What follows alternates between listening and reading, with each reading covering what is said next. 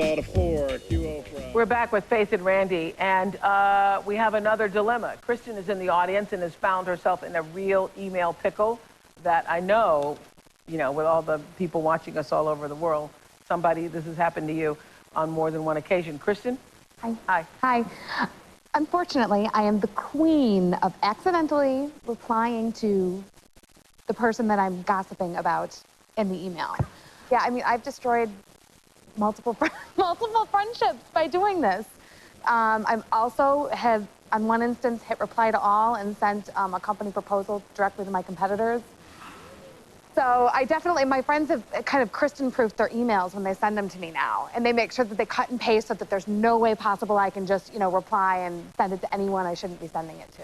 So you've done that? Yeah, Yeah, and so have you lost friends over it?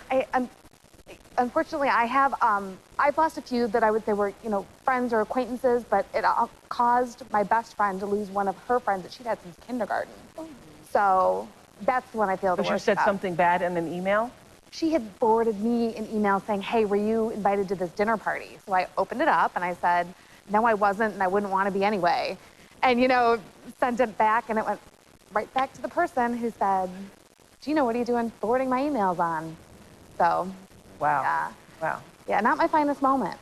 Wow. Not your finest moment. Not my finest moment. Well, okay, so what is the question? What do you do? How do you recover from that? Can you? I mean, how do you gracefully?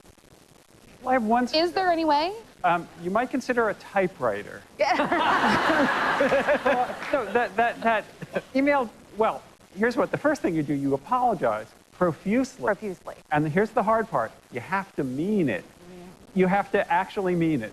And it doesn't do any good to apologize and say, I never should have gossiped about you, and then you hit reply all and send that to 200 people. And you can make amends in some way. Sending flowers is not amiss here. You have to demonstrate that you really regret what you did, you really won't do it again, and demonstrate that through your conduct. The other alternative is if you keep going this way, it'll solve itself, actually, in another way. You won't have any friends. Right. Problem solved. Problem solved. What were you going to say? My mom taught 6th grade Sunday school, and I remember she was teaching us the act of contrition, which is basically a prayer where you say, you're sorry. And I remember her taking a kid in the class and saying, all right, so Randy, I'm sorry I'm hitting you. I'm sorry. What's wrong? Why aren't I sorry yet? And we said, well, you keep hitting him. So it's just underscoring what Randy said.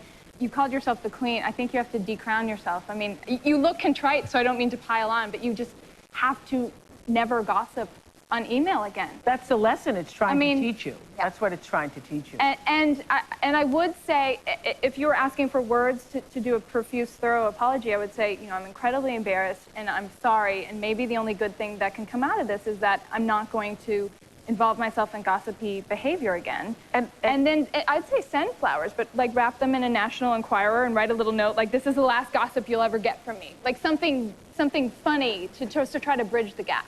The approach that I kind of took about it was, I'm not sorry that I got caught. I'm sorry about my words and what I was actually saying. Because it's easy to just say, oh, I got caught. My bad. Sorry, I shouldn't have done it. Yeah, but my thing is, why is everybody? This has happened to a couple of people I hear.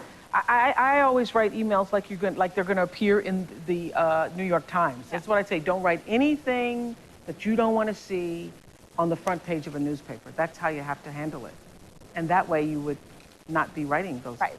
Yeah, right. There's also the drafts file.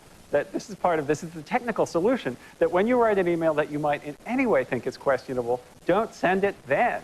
Put it in the drafts file. Look at it tomorrow. Reconsider. It's the email equivalent of counting to 10 before you punch a guy.